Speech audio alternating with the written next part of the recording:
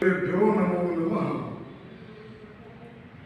अपारे काव्य संसारे कविरे कह प्रजापति यथास्मै रोचते विश्वं तथेदं परिवर्तते। एकः शब्दः सुप्रयुक्तः सम्यक् ज्ञातः स्वर्गे लोके कामं भवति। शब्दार्थ सृष्टि काव्य का निरूपण विवेचन अनेक मनुष्यों ने अपनी अपनी प्रतिभा के हिसाब से पुष्ट किया है। मैं डॉक्टर महापुरा शर्मा, प्रोफेसर साहित्य, श्री कल्याण राजकीय आचार्य संस्कृत महाविद्यालय सीकर, साहित्य विभाग, आचार्य द्वितीय खंड के विद्यार्थियों के लिए काव्य लक्षण विवेचन नाम का प्रकरण आज शिक्षण बिंदु के रूप में अधिकृत कर विवेचन कर रहा हूं। काव्य का लक्षण क्या है, इस विषय में अलग अलग परिभाषाएं, अलग अलग स्वरूप मनुष्यों के द्वारा बताए गए हैं। उसी परंपरा में क्योंकि जो विद्यार्थी आचार्य में अध्ययनरत हैं उनके लिए यह आवश्यक है कि वो विद्यार्थी काव्य धारा को, काव्य परंपरा को, काव्य के स्वरूप को, फिर काव्य का लक्षण क्या है, उसके बाद में काव्य का, उससे पहले काव्य का प्रयोजन क्या है, काव्य का हेतु क्या है, काव्य के भेद होते हैं आदि का ज्ञान, उनका बोध उन्हें होना आवश्यक है। इसी को आधार मान करके मैंने किसी एक आचार्य को न लेकर के जो प्रसिद्ध आचार्य संस्कृत साहित्य में हैं उनमें से उनका सामान्य विवेचन करने के लिए यहाँ पर श्याम भट्ट के ऊपर 11 आचार्य जो संस्कृत साहित्य के मुख्यतः जिनका अध्ययन आवश्यक मानता हूँ उनका उल्लेख किया है।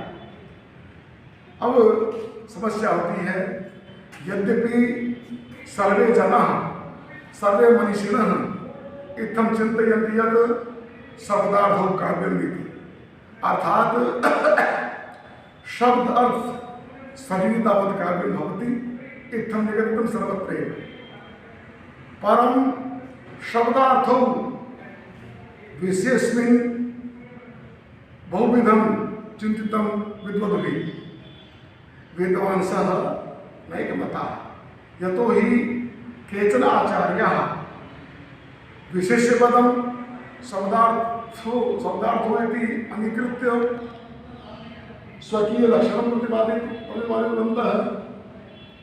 केचन आचार्याः शब्दार्थ योः वैशिष्ट्यम् एवमेव विशेषणपदमपि तत्र प्रयुक्तवन्तः। केचन आचार्याः शब्दार्थो उपरि दृष्टिपातं न विधाय आत्मा उपरि दृष्टिपातं कृत्वा तत्स्वरूपं निरूपितवन्तः। कुछ आचार्यों ने केवल विशेष्य पद को निरूपित किया है, कुछ आचार्यों ने विशेष्य को विशेषण के द्वारा विशेष प्रकार से उद्घाटित किया है। अनेक आचार्यों ने काव्य के बाह्य शरीर को दृष्टिपात न करके उसकी आत्म तत्व को अधिकृत करने के लिए अपना स्वरूप बताया है। इस विषय में संस्कृत साहित्य के जो प्रथम साहित्यकार जो आचार्य ब्राह्मण हैं उन्होंने सर्वप्रथम काव्य का स्वरूप क्या हो सकता है इसका सामान्य सूत्रात्मक शैली के अंदर काव्य का लक्षण प्रतिपादित किया है। उनके मत के हिसाब से शब्दार्थौ सहितौ काव्यम गद्यम पद्यम च तद्विधा, अर्थात उन्होंने क्या किया है कि शब्द अर्थ दोनों मिलकर के काव्य हैं, शब्द का काव्य नहीं है।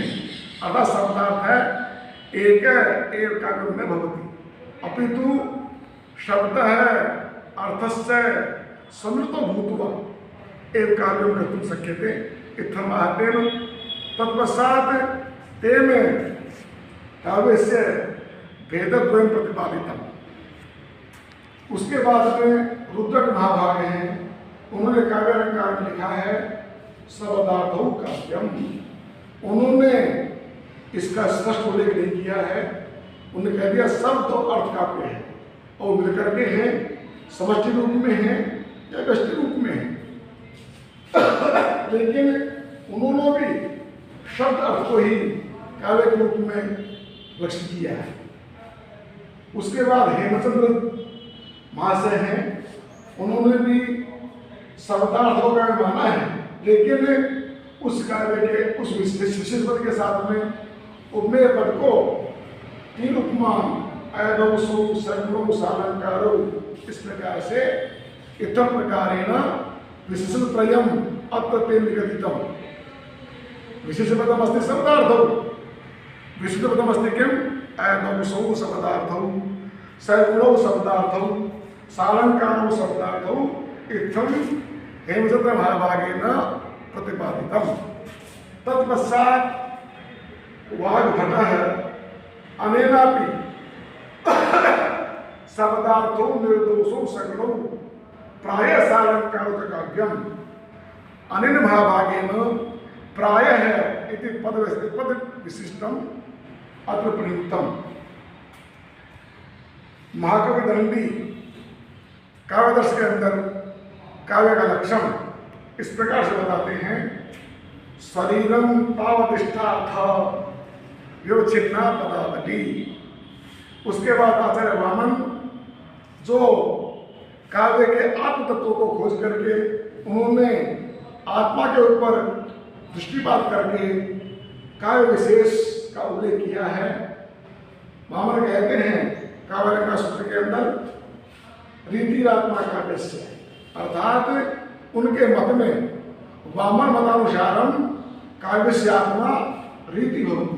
रीति किम अर्थात पद्धति,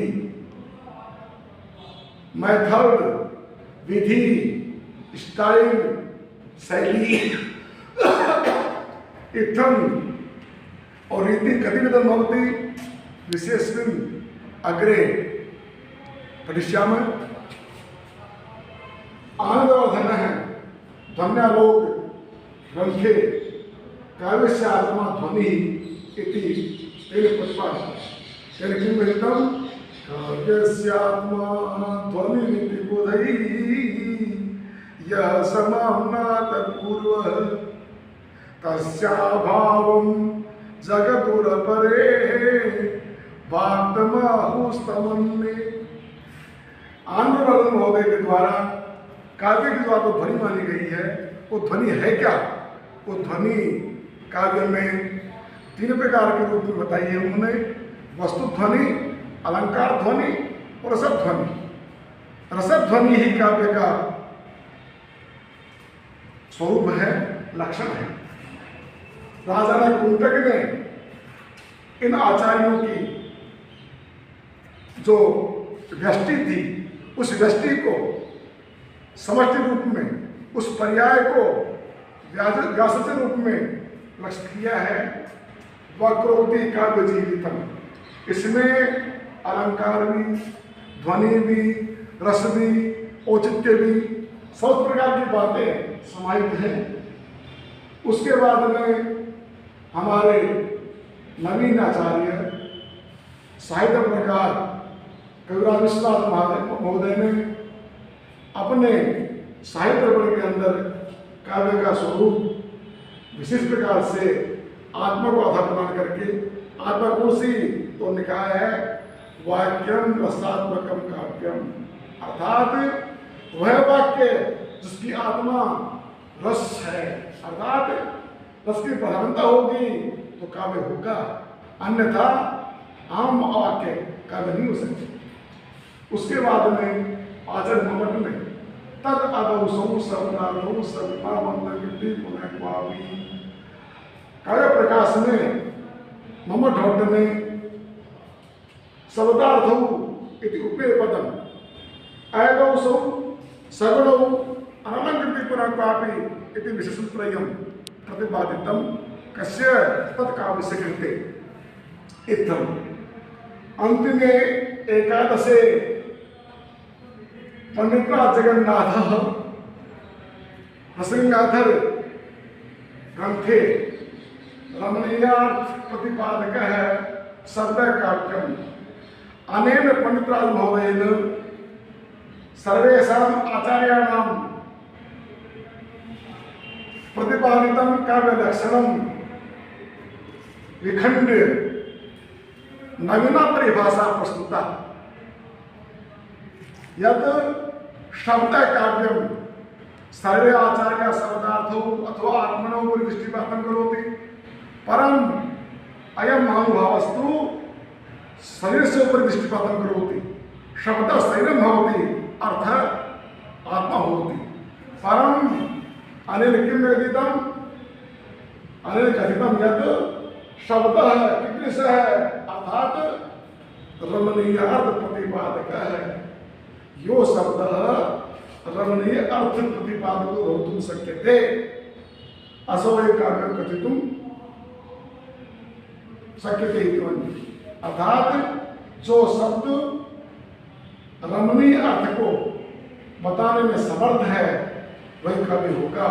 तो रमणीयता क्या होती है इस विषय में अलौकिक जो चमत्कार है काव्य की कवि की मुख्य विशेषता होती है लौकिक नहीं अलौकिक दिखाना अलौकिक चमत्कार का प्रतिपादन करना ही कवि का मुख्य उद्देश्य होता है। लौकिक दृश्यमान है अलौकिक आंखों से परे है उस वस्तु को इसलिए कहते हैं ना जहां न पहुंचे रवि वहां पहुंचे कवि।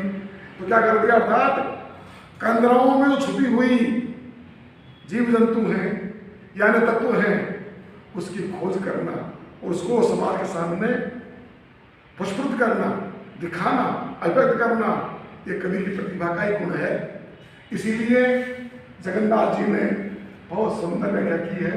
यद्यपि सभी आचार्यों ने पुरातन आचार्यों के लक्षणों का खंडन करके और बाद में स्वयं के लक्षण को मंडित किया है अर्थात उसकी समीक्षा की है जहाँ उसमें दोष था उस दोष को दूर करके और अपने जो काव्य लक्षण है उसकी स्थापना की है।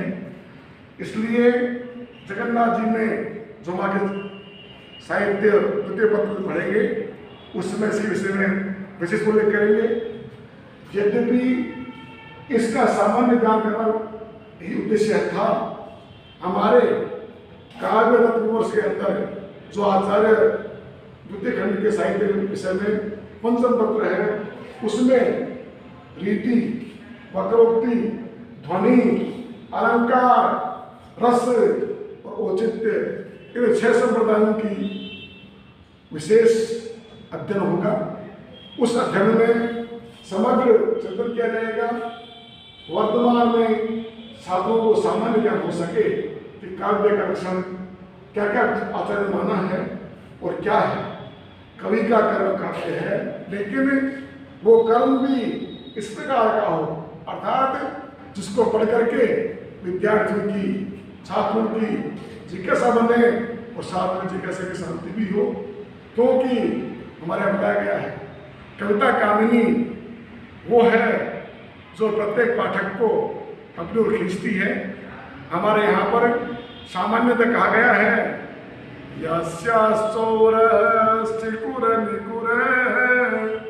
कर्णपूरो मयूरो भासो भासः कविकुल गुरु कालिदासो विलासः हर्षो हर्षो हृदय वसति पंचबाणस्तु मान केशां नैषा कथय कविता कामिनी कौतुकाय।